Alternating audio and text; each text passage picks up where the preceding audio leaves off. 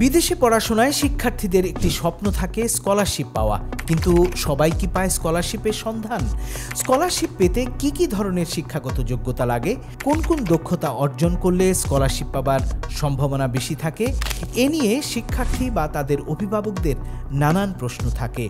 অস্ট্রেলিয়ার মেলবোর্নের মোনাশ বিশ্ববিদ্যালয়ের faculty doctor Rakib Chowdhury জানালেন, আন্ডার গ্রেডে স্টুডেন্টদের স্কলারশিপ বিশ্বব্যাপী কম থাকে, মাস্টার্স ও পিএইচডির বেলায় তা বাড়তে থাকে।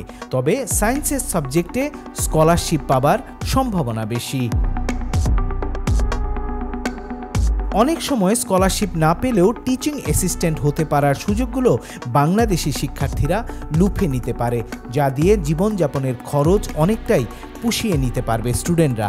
সেজন্য শিক্ষার্থীদের ভালো রেজাল্ট থাকাও দরকার। তবে স্কলারশিপের ব্যাপারটা একটু অন্যরকম। যেমন আমরা যদি আন্ডার গ্রাজুয়েট থেকে মাস্টার্সে, তারপর পিএইচডিতে, এভাবে যদি আমরা দেখি, আমরা যত উপরের দিকে যাব স্কলারশিপ সাধারণত তত বেশি পাওয়া যায়।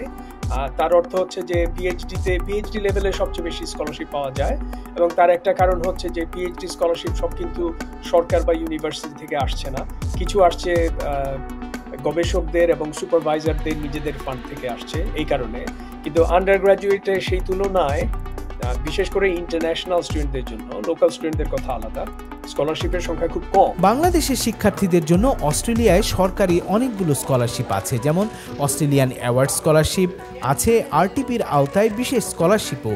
এছাড়া কিছু আন্তর্জাতিক সংগঠন বাংলাদেশের শিক্ষার্থীদের ফুল ফান্ডেড বা অর্ধেক স্কলারশিপ দিয়ে থাকে। পৃথিবীর যে বিশ্ববিদ্যালয়ে শিক্ষার্থীরা যাক না কেন, তাদের সেখানে স্কলারশিপের খোঁজ নিলে মিলতে পারে কাঙ্ক্ষিত বৃত্তি।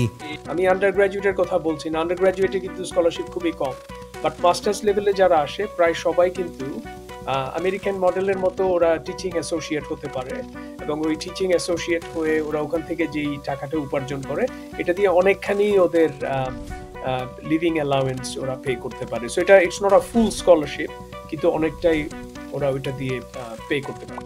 তবে পিএইচডি প্রোগ্রামে স্কলারশিপের সুযোগ বেশি হলেও তাতে প্রতিযোগিতা বেশি। নিজের যোগ্যতা তাতে নানানভাবে প্রকাশ করতে হয়। স্কলারশিপ পেতে গেলে সেখানে দেখাতে হয় ম্যাক্সিমাম যোগ্যতা।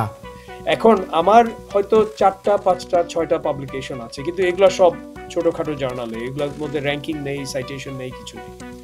এর চেয়ে যদি আমার একটা ভালো জার্নালে একটা আর্টিকেল থাকে, that will make a big difference. So পাবলিকেশনের কথা বলছি, কোয়ালিটি নট কোয়ান্টিটি। এটা একটা will take you from the minimum to the maximum, ওই টপ 10 এ নিয়ে যাবে আপনাকে।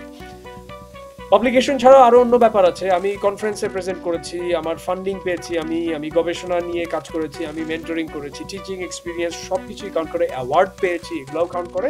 বাট আমি বলবো যে পিএইচডির জন্য সবচেয়ে বেশি ইম্পর্টেন্ট হচ্ছে পাবলিকেশন।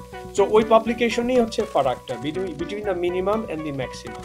তাৎক্ষণিক স্কলারশিপ না পেলে পিএইচডির অফার শিক্ষার্থীদের হাতছাড়া না করার পরামর্শ দিয়ে ডক্টর রকিব চৌধুরীর মত, 1 বছরের সময় নিয়ে শিক্ষার্থীদের স্কলারশিপ খোঁজাই হবে বুদ্ধিমানের কাজ। আপনি যদি মিনিমামটা আপনি মিট করেছেন এবং কিন্তু আপনি স্কলারশিপ পাচ্ছেন না, তাহলে কি করবেন?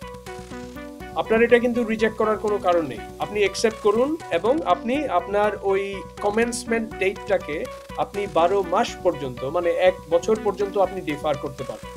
এই 12 মাসের মধ্যে আপনাকে নতুন করে আইএলটিএস দিতে হবে না, কোনো পেপার ওয়ার্ক দিতে হবে না। সো আপনার এটা ভ্যালিড থাকবে 12 মাস পর্যন্ত। সো আমার অ্যাডভাইস হচ্ছে যে স্কলারশিপ যদি নাও থাকে, if you are accepted, please go for it. তবে মাস্টার্স বা পিএইচডি প্রোগ্রামে গবেষণার কাজ আধুনিক হলে তাতে বিশ্বের নতুন জ্ঞানের আলো জ্বালতে পারার মতো সম্ভাবনা দেখা দিলে অনেক সময় শিক্ষার্থীদের জন্য সুপারভাইজাররাই এনে দেন স্কলারশিপের সুযোগ।